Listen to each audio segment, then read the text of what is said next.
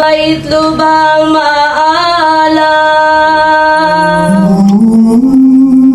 Apat na po, isang makahulugang bilang sa banal na kasulatan. Sa Latin, ang 40 ay quadragesima, ugat ng salitang Kwaresma.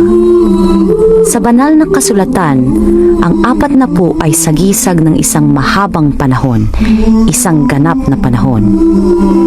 40 araw at gabing nilinis ng Diyos ang mundo sa kasalanan noong panahon ni Noe.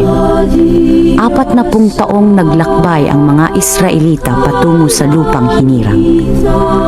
40 araw na nalangin si Jesus upang ihanda ang sarili. At 40 araw nakasama si Jesus ng kanyang mga alagad bago siya umakyat sa langit.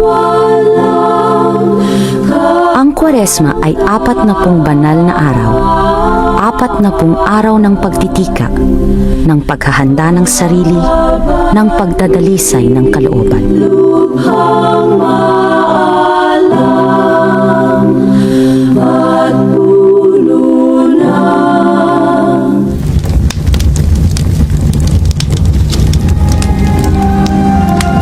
Abo, ginamit ng mga sinaunang tao na simbolo ng pagsisisi, tanda ng pagkilala sa sariling kahinaan. Noon at ngayon, nagbubukas ang banal na panahon ng Kwaresma sa pagkukurus ng abo sa noo upang ipaalaala na ang tao ay sa lupa nagmula at sa lupa rin babalik.